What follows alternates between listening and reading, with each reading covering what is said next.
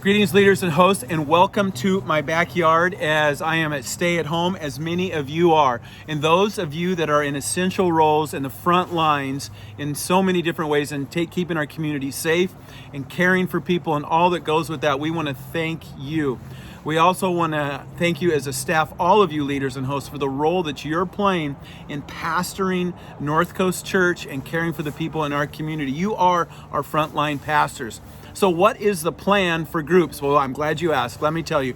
First of all, number one, I'm going to give you four things. First one is we are starting online signups this weekend.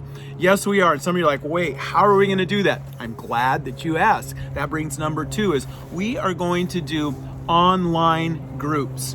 Now, some of you have done this a bunch and you're like, great, this totally works. I get that. And a lot of you are already meeting with your groups now and seeing some great success. Others of you are like, I don't know how to do that. How is that going to work?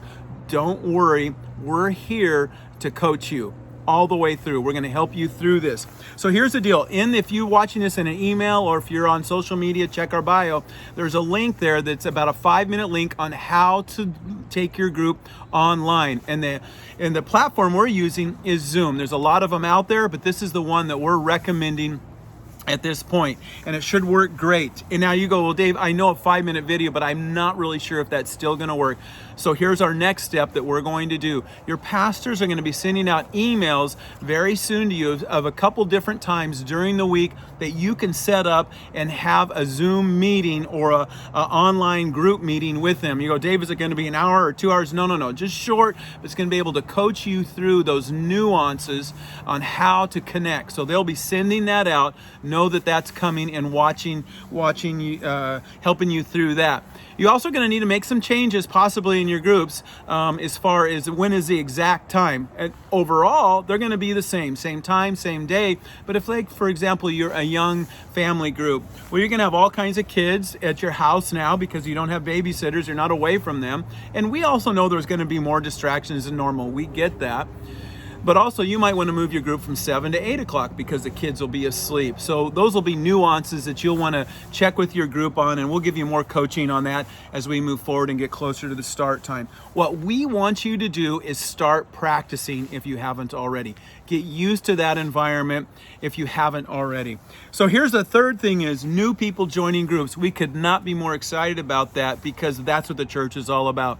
Reaching people, not just for Jesus, but connecting them to Jesus's people, to be the hands and feet of Jesus, so they may live that life out and that they also may continue to reach more for him. So we'll be adding new people. So what we need to do is, there's the fourth thing, is we need to verify rosters. Yeah, we did this 3 weeks ago, but a lot has changed in these past 3 weeks, potentially. Maybe not, but that's what we need to make sure. And so if you can contact your life group pastor and or admin, they're going to be coming at you too, but contact them as soon as possible. Dave, continue, or whoever your pastor is, no changes, we're good to go.